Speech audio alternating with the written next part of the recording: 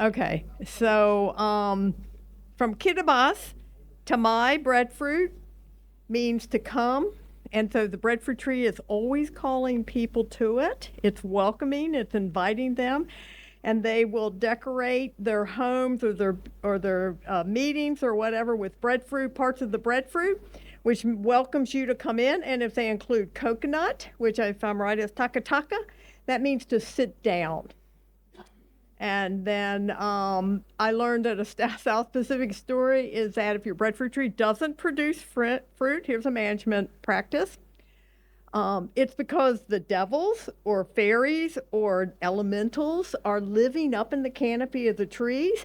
And so to chase them away, you gather up all the old breadfruit leaves and you burn them under your tree, and the smoke will chase them away and your tree will fruit. So I have one more to record and a couple of others that we shared. And Fijian Indians believe if you plant trees like breadfruit or jackfruit, you're going to die quickly. I don't know. So thank you. What a great.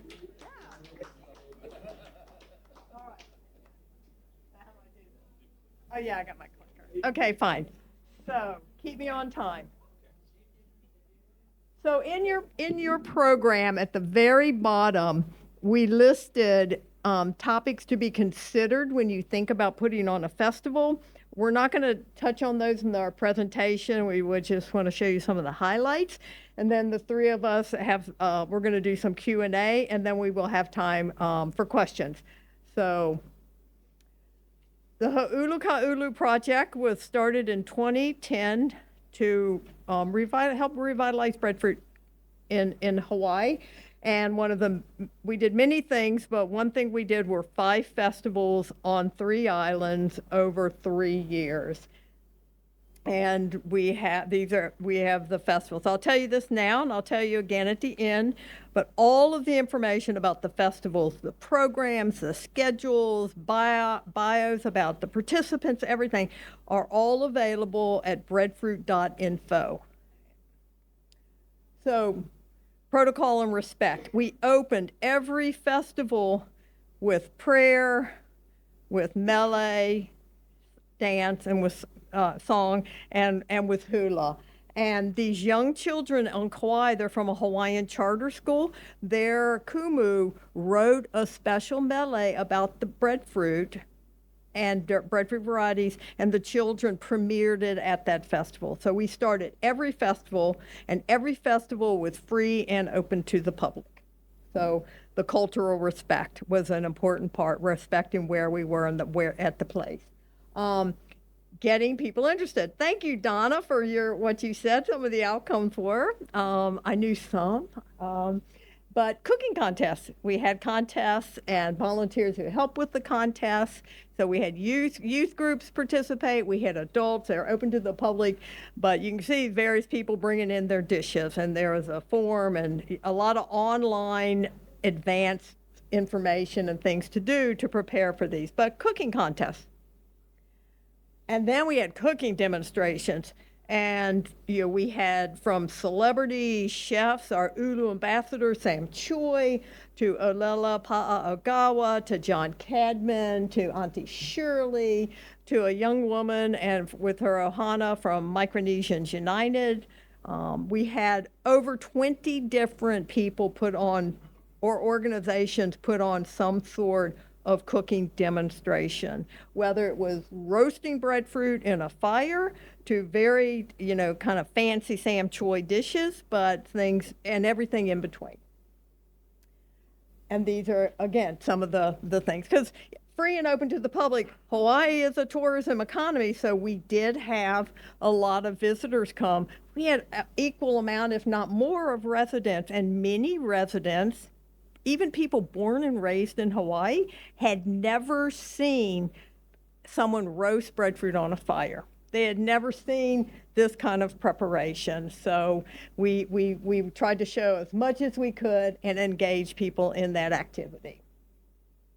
And we brought in as many cultural practitioners as we could. And this picture always makes me happy and sad because Uncle Jerry Kononui, he passed away at too young a few years ago. But we had a wood carver displaying boards and the poi pounders, and everyone had a chance. They showed you what they were doing. The experts talk about it. As Uncle Jerry said, it's in the DNA. You learn how to do it. You know how to do it. But anyone who wanted to sit down and pick up a poi pounder could do it. And you can see what a happy group it was. It was really interesting. And then tapa making with breadfruit. It's very unusual if it happened at all in the Hawaiian Islands. And so Wes Sin, who came to the Cook Islands just last year, I think, and worked with kapa makers here, he came to a couple of our festivals, as did a couple of other kapa makers. They demonstrated it, and again, it was hands-on in doing. We did that at every festival, didn't we? And then the finished products, this beautiful young woman and young man who not only made it, but modeled just, the most exquisite pieces of tapa. And then arts and crafts. We had quilters come. We had lei makers. I just love this guy with all the tattoos sitting there. And he's copying. He's a ink tattoo artist. He's getting ideas for ink tattoos from the quilt patterns of the breadfruit. And then the first one, we did an art competition for adults in concert with an arts center on the Big Island. And these were some of the beautiful, extraordinary artwork that came from that. And this is not all of them, but this is where what became the logo of our festivals was one of the entries in that contest. And Karen went on to be the organizer and as a volunteer of children's activities at 2 of the festivals. And then youth engagement, right? Getting children involved. So we had a youth art contest. We had fun activities, games, throwing a little beanie bag, a breadfruit beanie bag through the holes at each other, I think, coloring, and then making poi, pounding poi. So the whole range of activities. We had all kinds of exhibits. We had different groups come to have an exhibit about their work.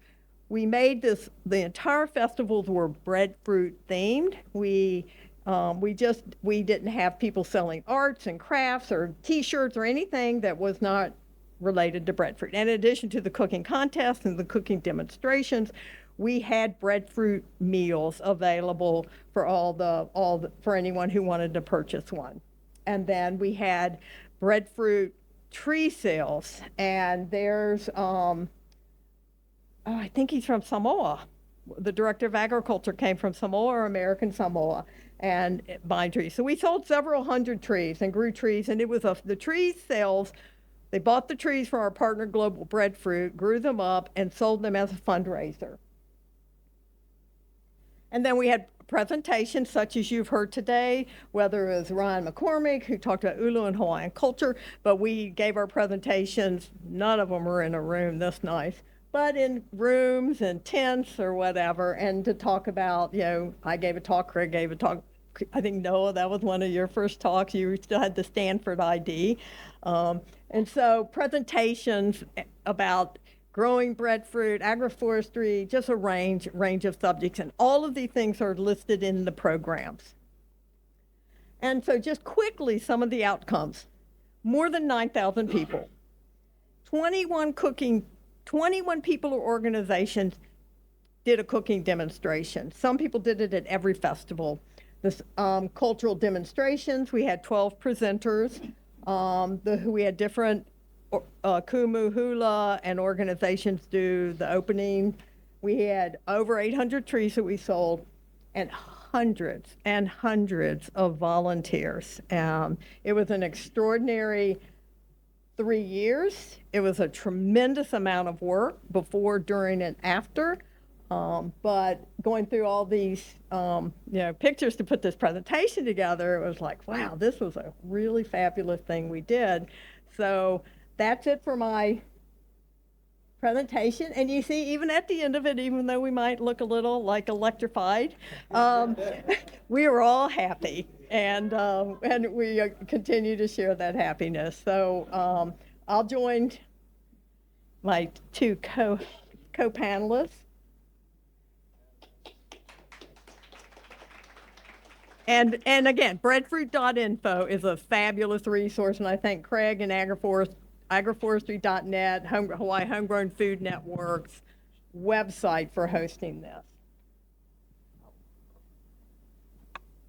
Thank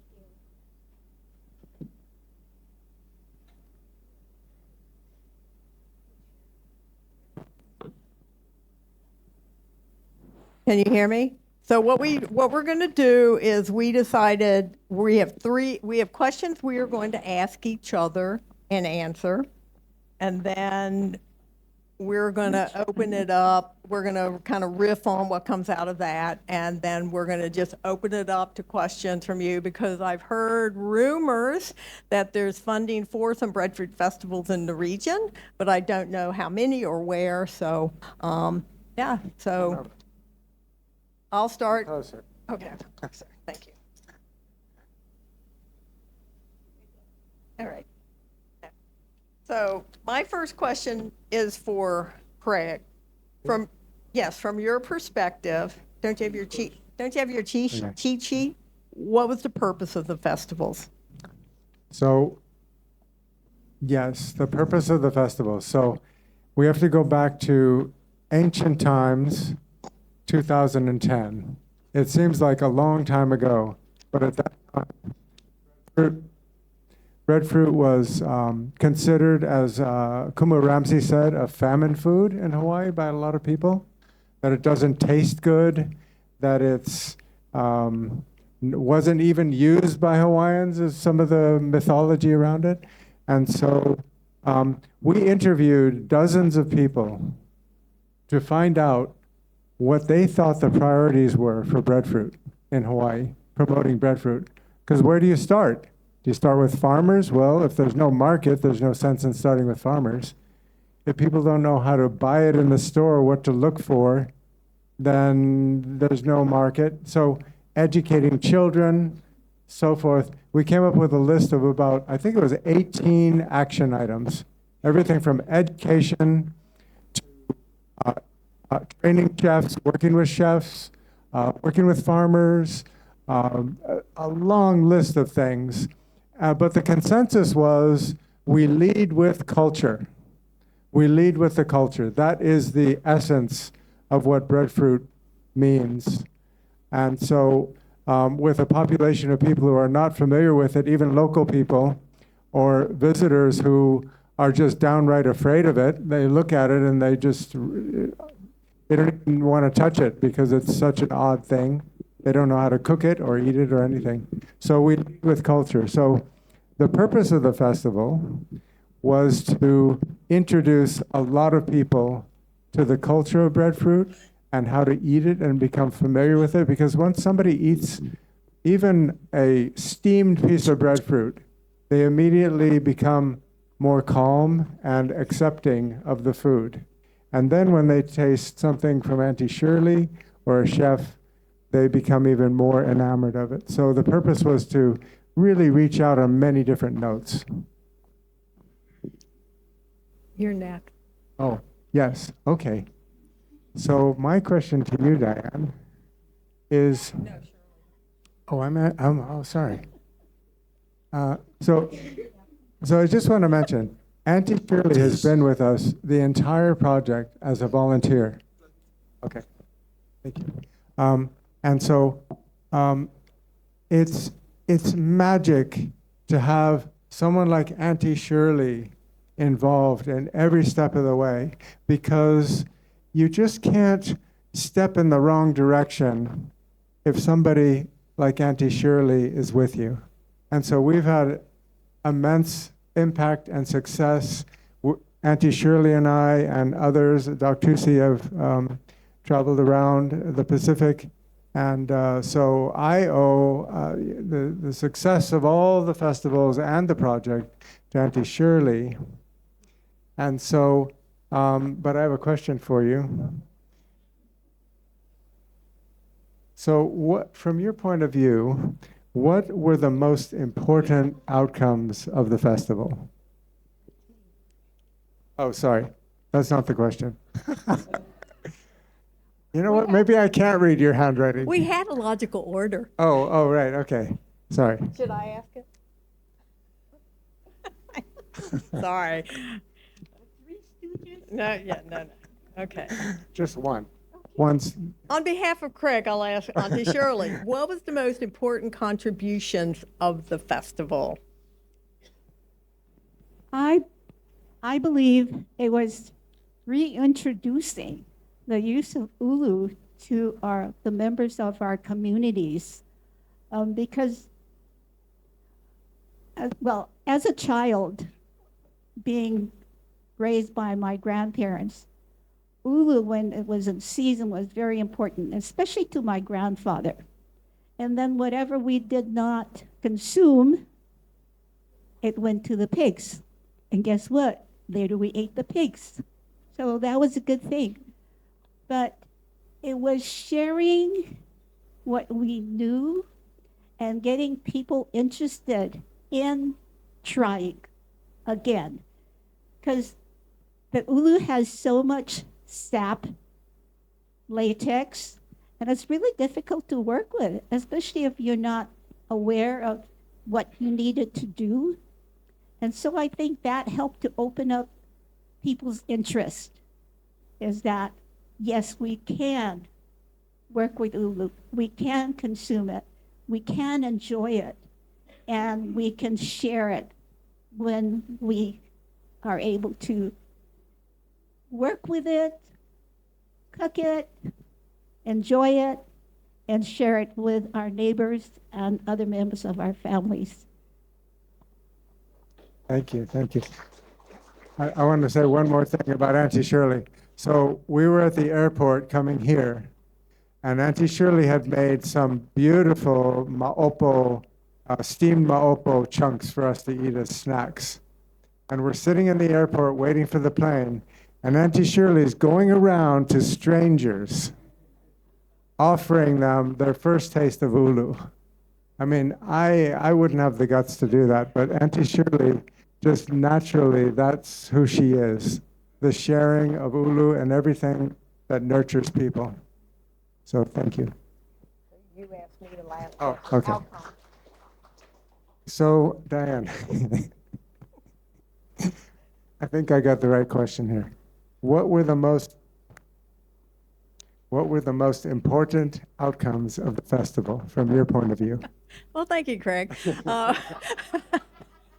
Well, there were many, as you heard earlier, but I think just how many people at the festivals came away awakened or reawakened and inspired. We did do surveys of people and several hundred responses, and 100% said they had learned something new about breadfruit.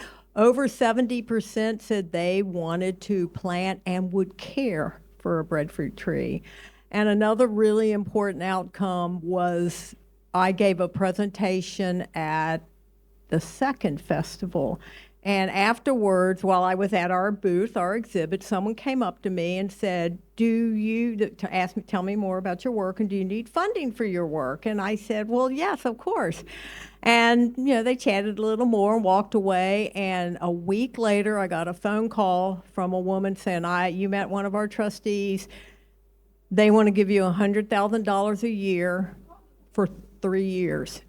And to distribute breadfruit trees. And that's what was allowed us to launch the Plan of Tree of Life Grow Ulu project and distribute more than 10,000 trees throughout Hawaii to individuals, to community gardens. We work with over 200 organizations to do that. And that helped through that. They would have never met me or heard about our work. And that personally and professionally and for the Institute was just an extraordinary outcome. But the benefit was so impactful and long-term because so many of your farmers got trees through that program, and that Waikiki Elementary School tree was one of the trees we distributed. So I'd say that was a big outcome as well. But just working with these people and all the volunteers, it was just extraordinary. It was a lot of work and a lot of time, but it was definitely worth it. So we'll open up to Q&A.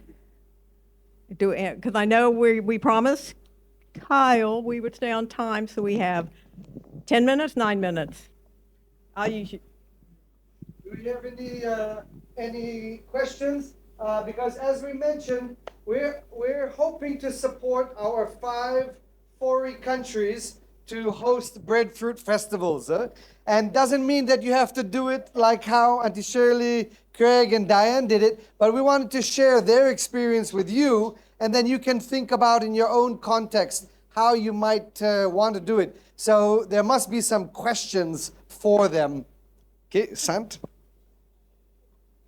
Yes, Kyle, I think we're talking about Breadfruit Festival, eh? Not a seminar or conference or anything. Festival. How do you, in a festival like this, pass on the nutritional aspect of the... I think that is very important. Okay. And I have a suggestion before you answer. You might have already answered. I'm sorry about my disability. And you don't present it in a poster format and all that. But what I have been thinking of doing a tropical fruit festival in Fiji, and what I'm thinking of getting children, maybe 3, 4 different races, 5, 3, 4, and get a T-shirt. At the back, you write down Mafalo. What is Mafalo is good in? Vitamin C, which is build resistant, or calcium and all that, and Balekana or Utondina, and then these children are given opportunity on a stage. And somebody composed a breadfruit song, and music not like what we had. It will be a fast going, and doing, and the nutritional aspect is written on their back. And they're turning around and the kids say, hey, mommy, look at Mafalo. Mommy, look at Balakana. Mommy, look at... I think that message will go. And children, we are the one, we're not us, we are already 85, eh? That's what I'm thinking. If you do a festival, you have to be in that mood. Yeah. Thank you. Okay. Well, we weren't that creative, but we provided that information through informational printed materials with the tree sales for a particular variety, at the displays and the exhibits. I think some of our presenters talked about it specifically, the nutritional value. But I love that idea. It's like watching the little kids dressed up as grapes or something on a school stage. So Nishi?